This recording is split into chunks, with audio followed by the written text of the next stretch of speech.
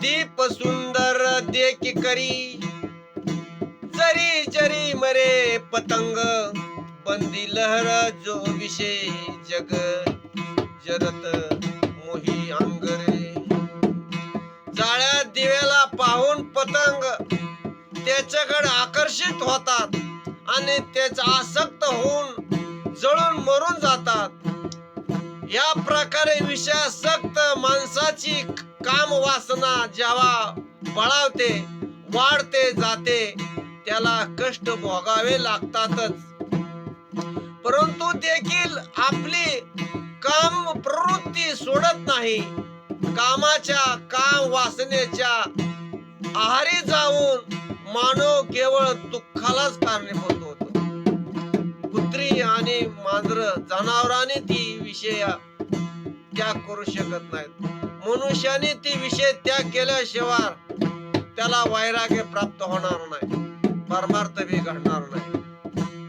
काम क्रोध मद लोभ जब लग घट में खान, कबीर मूर्ख पंडित दोनों एक समान. काम वासना क्रोध अहंकार आणि लोभ विकारांना साठा जेव्हा आमच्या अंतःकरणात असतो, त्यावेळी अशा स्थितीमध्ये मूर्ख आणि पंडित ज्ञानी असू द्या तर काम विषयामध्ये लुप्त असला तरी अज्ञानी काय आणि पंडित काय दोन्ही सारखे, दोघं एकाच सारखे असतात. कबीरदास म्हणतात की विकार जवळ बाळगून कोणी पंडित होऊ शकत नाही. मूर्ख म्हटला जाईल, परंतु त्याने आपल्या अंतःकरणातून विकार काढून टाकले, नष्ट केले, तो पंडित म्हणून घेण्यास पात्र होईल. अन्यथा नाही. तन मन लज्जा नार के काम पण साल, काम सब होस कीजे.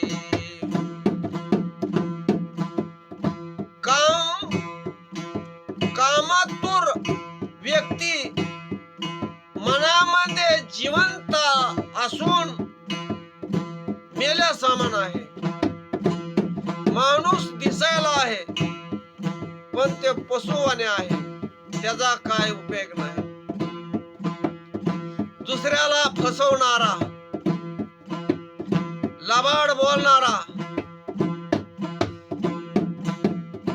दिशाभूल करणारा हे जन्माला मनुष्य म्हणून येतात आणि नरकाला जातात, अधोगतीला जातात. ती मनुष्यपणा काय कामाला येत नाही. गुरुकडून जप घेतला तर तो मनुष्य वाचू शकतो, अन्यथा नरकातून त्याला देवाचा बाप आला तरी काढू शकत नाही. रामकृष्ण हरी.